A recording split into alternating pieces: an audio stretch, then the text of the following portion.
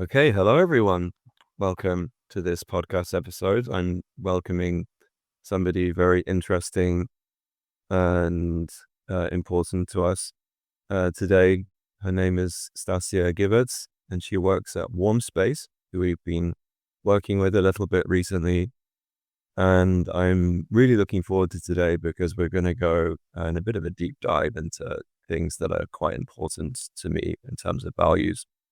And it's going to be about how we develop as people and how we stay connected and this relational and emotional intelligence. And at Warm Space, that's something that they really believe in. And it's a very interesting startup that is taking facilitation to the next level. And I believe personally and professionally that they have a lot of impact in the world and will continue to have such. So without further ado, I'm going to pass the floor over to Stacya and ask her to introduce herself for the listeners. So thank you for joining us today, Stacya. It's a pleasure to have you here. Hi, Alex. It's a pleasure. And I'm honored to be here. Last time we spoke, I left the conversation with more insight and understanding and a lot of gratitude. So I feel this conversation will be very similar. Likewise, Stacya, thanks so much. It was really interesting diving into what you were doing at Warm Space and your background and how you came into this role. It's just a fascinating story. So I'm going to leave it up to you as to what you choose to share now, because a lot of it is a bit blurry between the personal and the professional indeed, right? Yeah. Yeah. Gosh, I don't know where to start. Where we are now with Warm Space, I feel is still the beginning. Um, but we're more in the thick of it. We're more aware, and uh, we have a tool right in our lap that we are eager to share with the world, not just in the workplace, but really everywhere, because we believe that every conversation could be attuned to more realness Okay. and more connectedness. And so my background is just, I ended up being in a spiritual school called Ridwan, through my husband because he joined, and then I joined also his startup that he started with a couple of friends, Warm Space. Mm. And the alignment of what I do personally with Warm Space, it's just a oneness, one vision of living a life that is true and purposeful. So I think that's what Warm Space does too. It's very simple in its everyday practice, what we offer, but there's a lot of depth to it. There's a lot of development, inner development that happens when people really embrace it and allow themselves to be impacted by these practices.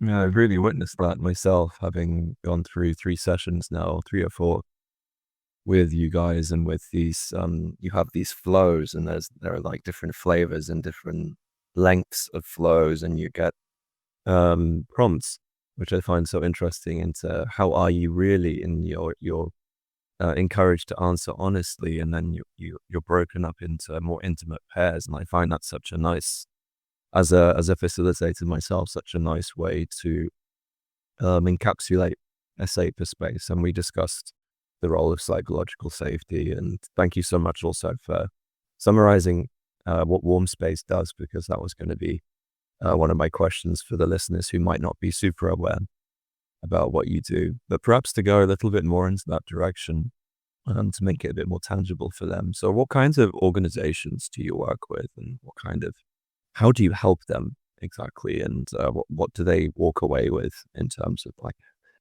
outcomes or benefits? What have you seen in your work so far that has encouraged you maybe and kept you uh, motivated? Yeah. Well, we started our journey with a building company in the UK. Kind of we developed a lot of our product with them. So they're, just teams that do manual labor. And so they engaged in these protocols on a daily basis. And what we saw is that, these rough guys who work in rough environments became more heartful, more attuned to their inner truth, even when it was bleak. Like, this is tough. Yep. My life is hard. I don't want to be here. But having the space, the platform to share that honestly with dignity with a coworker, that was impactful. And so what we saw is that it made the team stronger. And while they expressed, difficulties, it made them joyful. Right. It made them happy. It made them more alive. Um, and so there was one team that really engaged with the protocol, and they really kind of they shined, they really excelled and seemed very different in how they felt compared to other teams that didn't really embrace it, for whatever reason, probably because the leader that they had, was, um didn't want to I think he wasn't ready to really fully, open up We see. through this because this is, in a way, quite risky because you do have to open, you have to use your heart, you have to, um, take down some of the shields that most people, have, to protect themselves at work, for good reasons too, but so to take off those shields and to be really real. And to know their own truth is, first of all, it could be hurtful, and then share that with another. Yeah, and I find that so powerful and compassionately described because it is difficult. I mean, sometimes you don't even know you're holding on to it. I remember the first session I attended, and yeah, I had to really consciously come down into my body because we all live often up here in our minds, and we get caught in these sort of anxiety loops and whatever kind of patterns you have. Personally, in my case, it's internalized hyperactivity, and I get caught in thinking loops, and I forget to feel. And that first session really reminded me to actually feel and that it was safe to do so, and everybody else is doing it. So there's nothing to be lost here. You're not creating a problem. And what I find so relevant about that first example with that construction company is this polarizing, divisive discussion around at a societal level around the role of empathy and whether it's a weakness or a strength. And I'm very much somebody who believes it's a strength. And I think from what you're saying, you believe that too, and you don't just believe that; it's in your work. You literally just said that team got stronger because they learned how to connect with each other through their own truth, and I find that very relevant for what we do at, for example, Flux Forward, where we're trying to build resilience into teams and train competencies up because the world right now is mad and it's difficult to know if what I've been trained in is going to fare me well in the future, and how do I navigate that with a family or with when I'm not really being paid enough after I've just come out of my university degree and I'm looking for roles and I can only find unpaid internships. So I think in that regard, Warm Space has a lot to offer. But maybe rewind a bit and look at the bigger picture.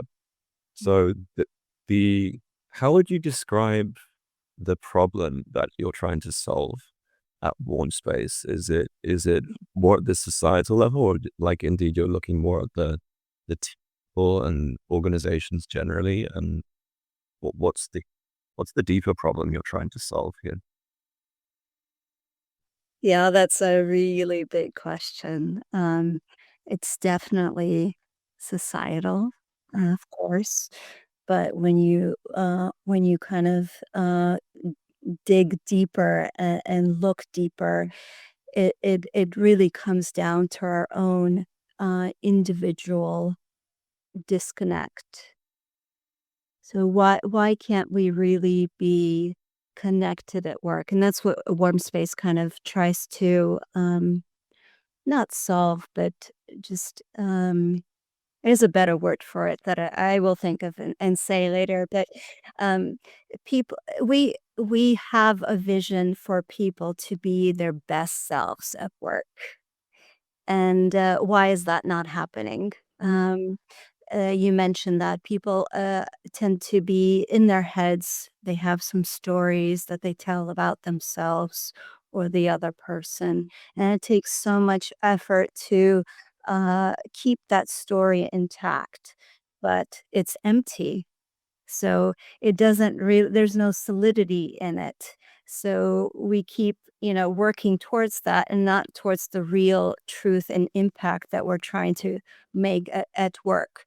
So, I think when we go inward, when we really kind of face ourselves and are bold and courageous to look what is true, and we do that every time we connect in these practices, in the daily appreciation, every time the prompt is breathe. It's as simple as that. Do you allow yourself to take time and breathe with your whole body? Really check in. What is real? What is here? What is now in this space with the person you are facing, and not a story or a future goal or an agenda. And it's so That yeah. it's very simple and it's so powerful because it gives clarity in the mind and it gives calm in the heart. And then you're able to be fully integrated, fully here, and know from the belly, from the heart, alignment with the mind, what is true, what needs to happen today or tomorrow, the greater vision for your company, for yourself, for the organization, for your family, whatever it is, wherever you are. Mm. So that's the simplest kind of ingredient that we have in our practices, the breath. Every time we speak, we breathe, we check in, and we take courage to speak what is true. And the other person also speaks what is true, and we share that truth. We don't argue. Every voice is heard, every voice gets same time to speak, and it's all held in a safe space. Mm. Yeah, it's reminding me of something you said in our last call, that it becomes a practice of receiving the other, and that creates a lot of space to support the team as a whole. And I reflected a little bit on this because it's not like you're programmatizing, or whatever the word is, psychological safety. You can't design that per se. It's something that has to emerge because people have to trust that through how they're responded to and how they then respond in that moment. And it's, at least I experienced that protocol that you have as encouraging a letting go, a permission to show up as me.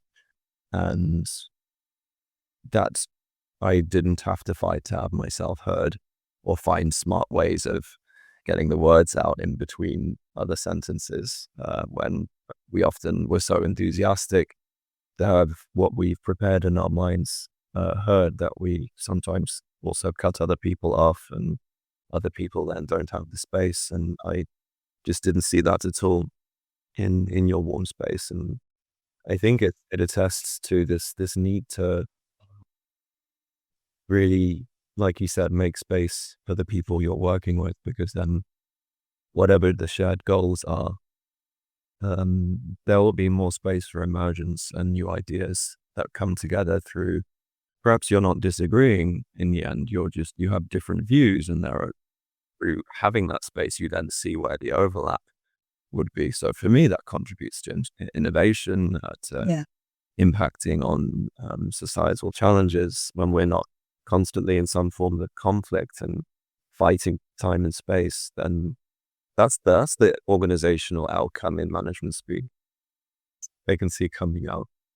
But yeah, Thank you for voicing that. Exactly, and you just spoke to um, the possibilities of what emerges based on the psychological safety that that is created through those practices. indeed. And I think it goes a long way. Um, it builds on this tradition of taking what psychology teaches us, but also being somewhat critical of the limited labels and disorders and dysfunctions that often get attributed to this individual level. And I find any effort that focuses on, okay, well, the individual isn't isolated. We live in a system. We have a team. We have a social network. We have families. We have organizations and places of work where we spend a huge proportion of our time. These all have impacts on us and also have impacts on these spaces. So I was just wondering, because I know there is a kind of a leadership approach that you brought in at Warm Space, and I was wondering if you could share this beyond leadership approach in in in the call, so that people can really see uh, the roots of this of what you built here. Yeah. Yeah, so all of these protocols, came from Patrick Cowden and his Beyond, organization and his 20 years or plus of experience of facilitating, teams where, um, Navy SEAL teams and police teams where uh they could communicate with clarity in duress situations. So I think that was kind of like the affect of this facilitation, and they used to take days and then hours, and used to be incredibly expensive, and only a few, an elite could afford such training for bonded and effective teams. Yeah. And when we met Patrick and merged, we brought the tech. Warm Space brought the tech, and he brought the expertise of the protocols, and we shortened it to 5 minutes, the most basic 5 minutes, um, protocol to connect, to bond, to have that same efficiency and same, affect. And it the tech that we have is accessible to everybody, it's scalable, to the whole organization, every single person, not just the executives, every kind of rung in the organization can practice this and develop their skills to communicate clearly and effectively, and for every team to work as one with one identity and one purpose. Um, Yeah, I indeed, and this is how I had seen it to begin with, but it hadn't occurred to me that there's a whole tranche of organizational coaches or leadership coaches that they also tend to end up focusing at this sort of executive leadership level, just by the design of what they do, coming in at that level and being because they're the decision makers, and they often end up seeing the most benefits from that. But as a practitioner of organizational change myself, I'm more interested in how that looks from the bottom up, from the inside out, from the middle out. and how do you build capacity in the organization as a whole so that it becomes a bit more open to learning about its position in the world. And I can really see how this approach can support that. Yeah. No man left behind is what Patrick always says. And that is true of warm space. Everyone gets to have input, equal input. Everyone has their insight. Um, and it's all visible because the surveys are taken in real time of how was that? How do we fix it?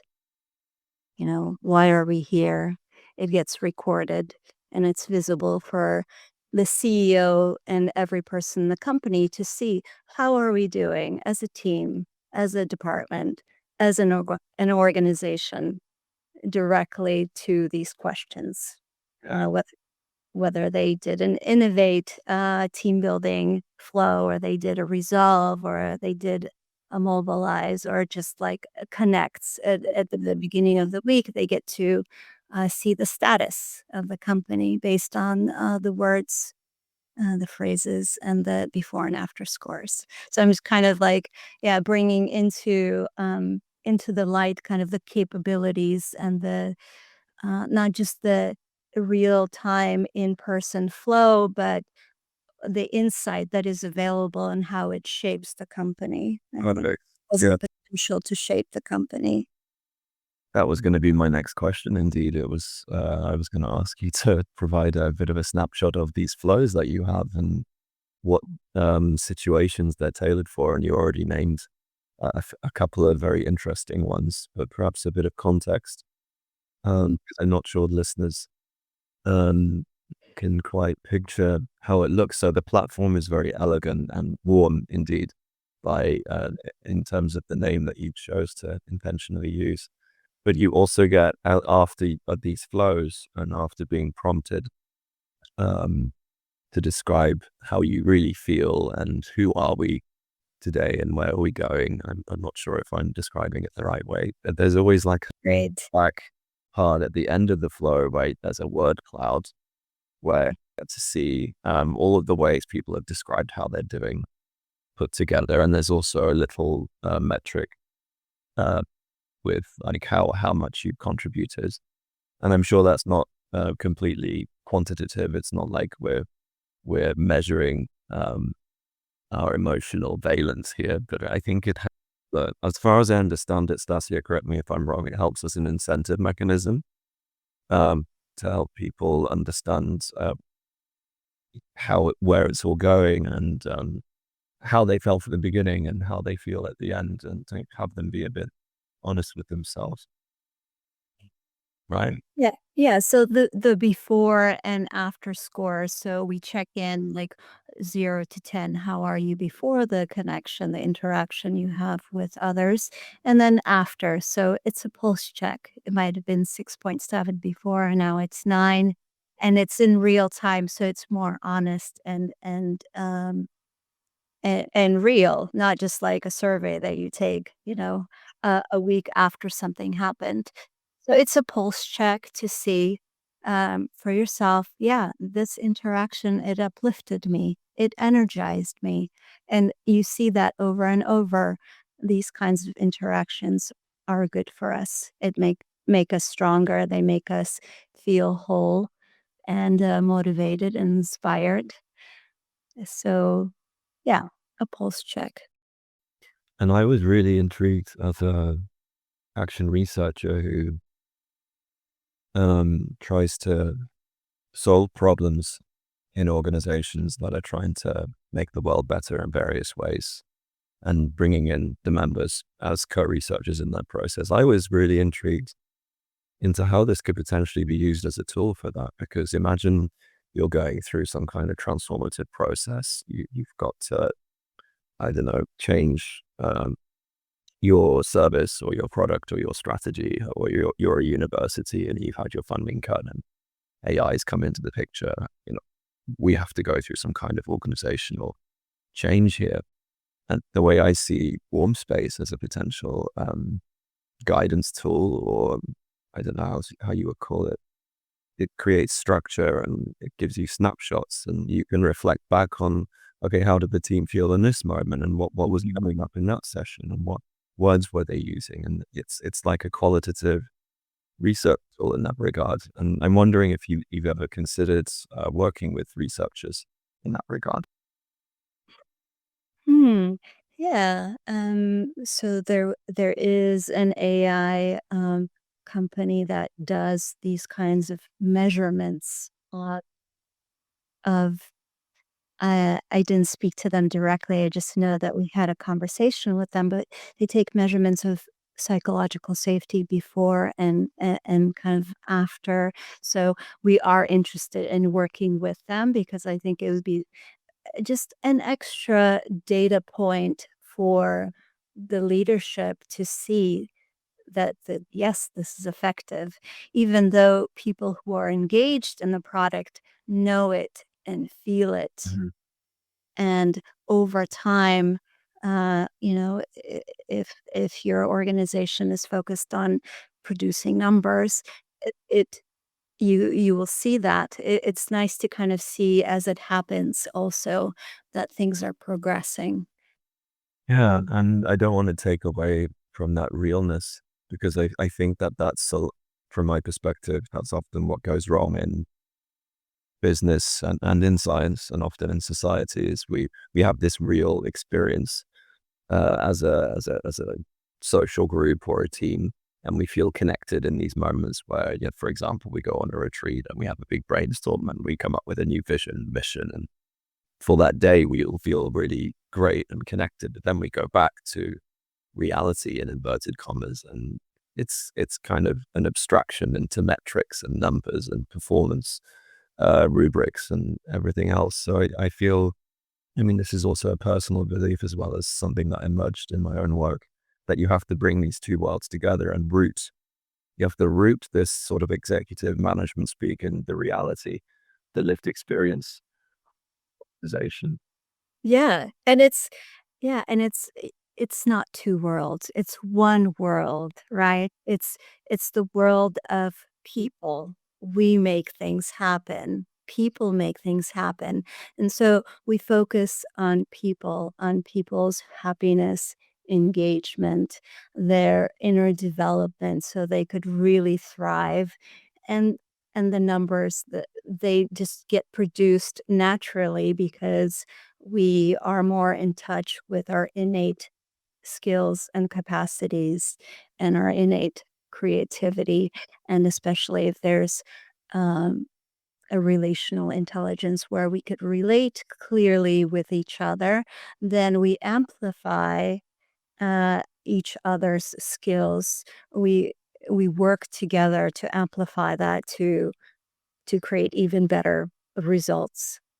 Mm. So that's what I really believe that it's that simple. Yeah, We absolutely. go from this direction, from the people direction rather than from the results direction.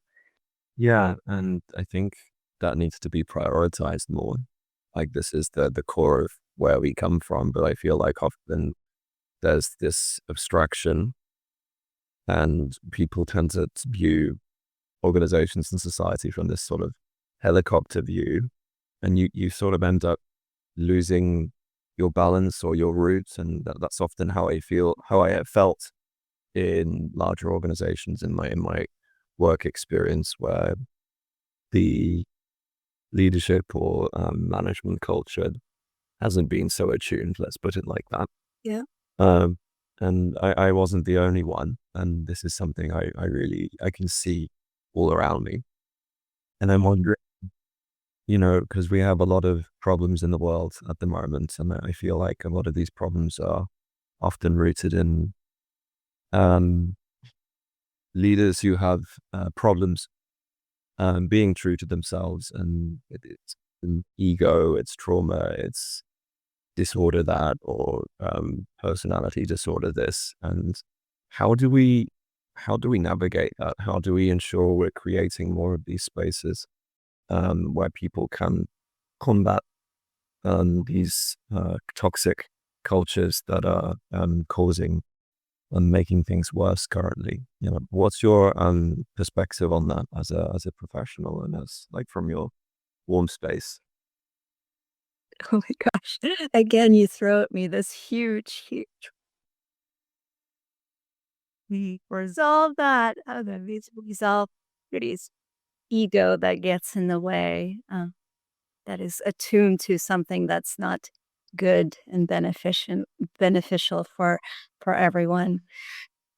Yeah, I don't know. I mean, that's little steps at a time. With yeah, with connection.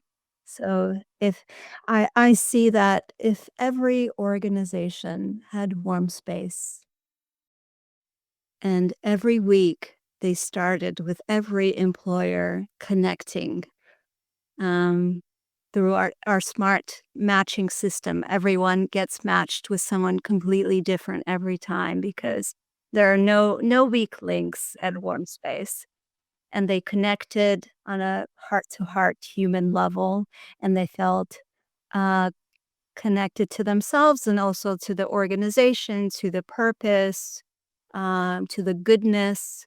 It just starts with that, this attunement to truth, goodness, and beauty, and it builds from there.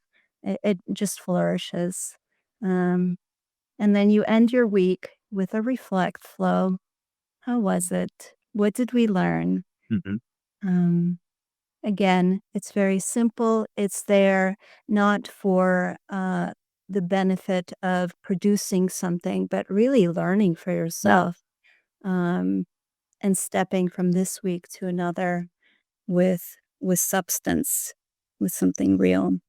Something tangible that you can feel, indeed, and Yes. that's important. And I think that's, I mean, for me, you also helped answer the question because I think we can get caught up in the complexity and the overwhelmingness of everything right now, but it's important to come back to what we can actually, the seeds we can plant, right? And what we can do in our direct relationships that we have as individuals and how we show up. And for me, that's connected to agency. It's connected to how we choose to respond, and being present and warm space helps Yep. with that, in my opinion.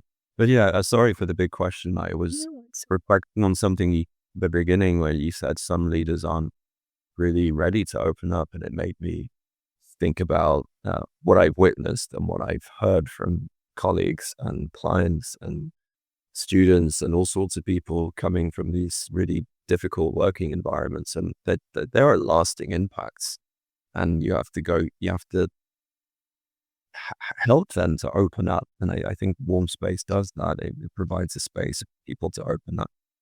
And I wonder, what happens when you've had somebody who's had that kind of background come into warm space, whether as a colleague, and it becomes a bit upsetting for them because they haven't really confronted that pain yet.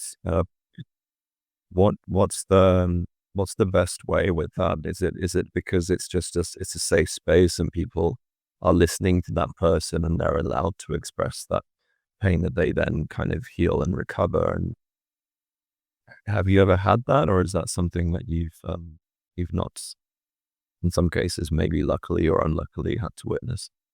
Mm. Yeah. So, just to repeat what you said, because I was alluding to that, but it's nice to put it in simple words that there is a lot of complexity, and we can't go after complexity with complexity. We have to break it down to simplicity of the now and what we could do now and be present. Um, so that's that. And yeah, the now, what do I wanna say? How do I address your question? We have,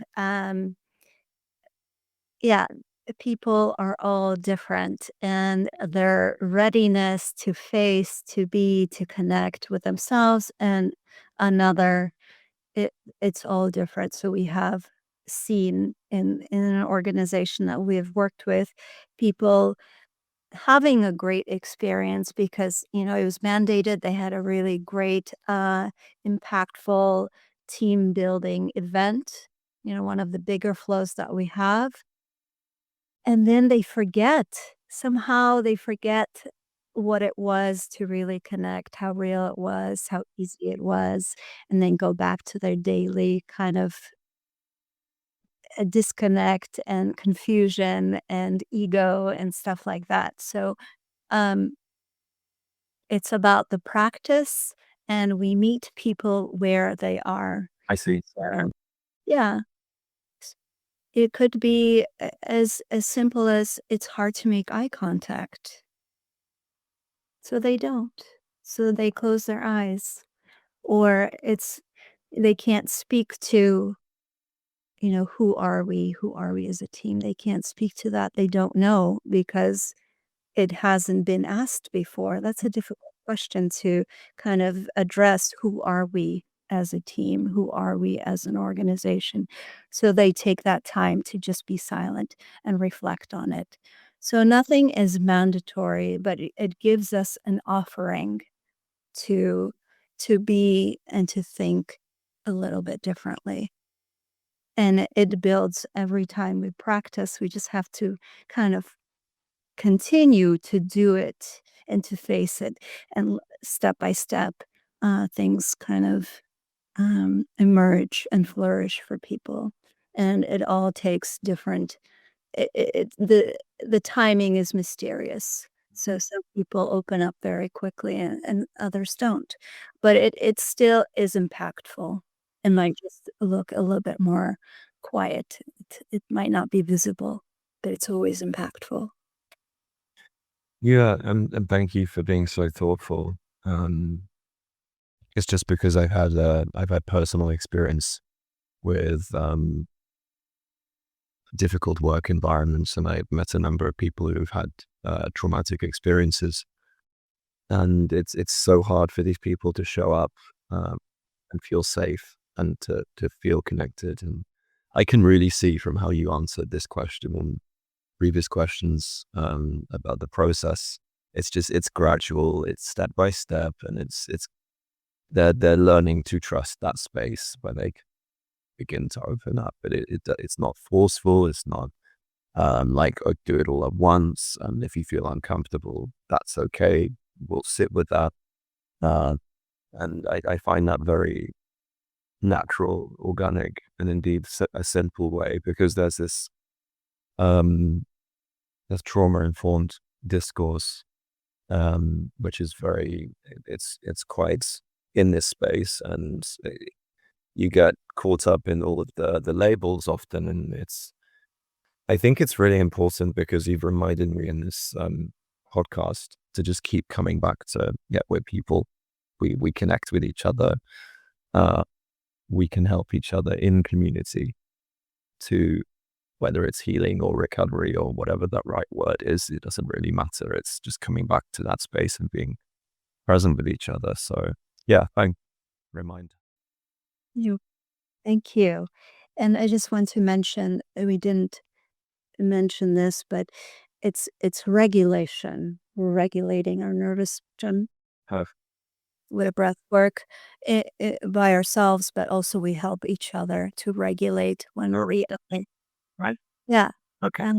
Right, because when the way the flows are set up, I have my 1 minute to speak, to take that time to speak or not to speak, but that time is mine, and you as my partner, you're there to listen and to hold space, and that is a huge gift that we often don't give each other, and it's regulating. And then you don't argue or try to help me or manage what I just said.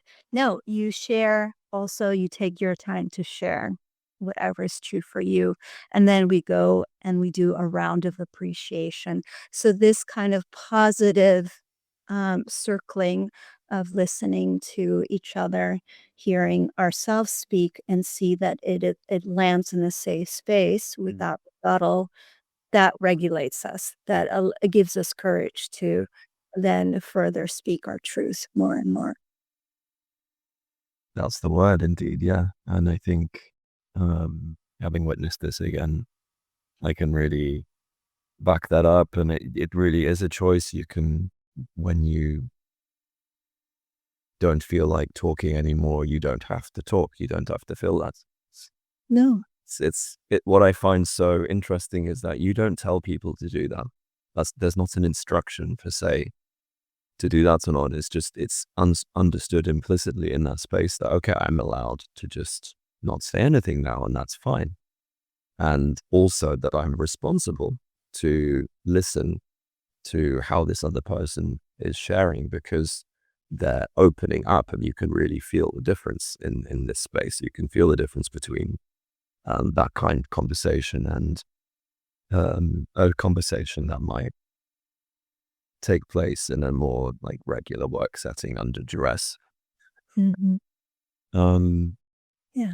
Realized I wanted to maybe rewind a little bit to because I just find it so interesting, also thinking about the listeners, to look at these different flows that you have. And you mentioned innovate and resolve and mobilize. Yeah. And how do these look, and what kind of prompts do you have in these flows, and what are they tailored to? Okay. Yeah, I could go more into that. So we have kind of 2 sets. We have the daily operational flows of connect together at the beginning of the week and reflect together at the end of the week. And the connect is just, how are you now, really? And appreciation. And the reflect is, how was that? What did we learn? Always appreciation, always breath, always taking equal turns. And then a much shorter, just ignite, when teams are ready to do this on really on a daily basis to check in, it's just share appreciation, 5 minutes, every day or before you connect. For any meeting, you share appreciation and you breathe together and you land together. So those are dailies. And then we have the bigger 1 hour flows for team building. So one is mobilize, innovation, and resolve. That's what we have now. But there's so many possibilities to build all kinds of flows. That's it. Right? It could be for like hiring. How do you really get to know somebody? You have a flow of back and forth, right? So the mobilize is um, again a larger flow, 1 hour, big groups where you meet together, 4 to 7 people, and then you break out into smaller 2 to 3 for key questions on identity, who are we, purpose, why are we here, then so you share that, and then you come back together as a group. You share insight into that as the group. And then, of course, it gets recorded in the word cloud. Okay. But that then is all shared, all the groups, all the words are shared so everyone could see the answer to why are we here. And then you break into again 2 to 3 for a question on direction. Where do we want to go? And what do we need to get there? Those are big questions, and they're always different, and they're always kind of the more you practice this, the more, purified that direction becomes, more kind of insightful and impactful than it becomes. The more you not just know it like in your head, you speak about it, you know it in your body. You act from this direction as a team, as an organization. And then still in the mobilize, then we have the responsibility and ownership questions like what would we do to make it true and what is your contribution? Wow, that's a good one. Yeah.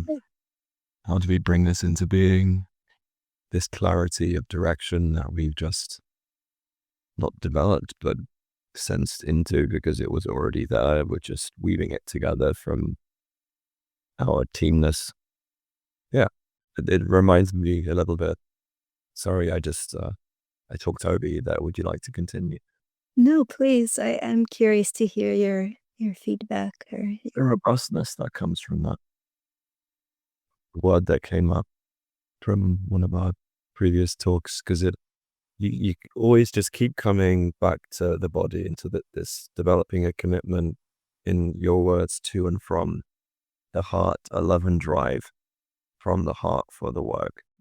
And maybe in some cases discovering or rediscovering a love for the work, because maybe some people get worn down, or they forget why they were there in the first place. And it's just so it's inspiring to see how this works in practice. You can bring joy back into people's lives, and the well-being that creates is yeah, it's immeasurable, really, I suppose. But you can really see this.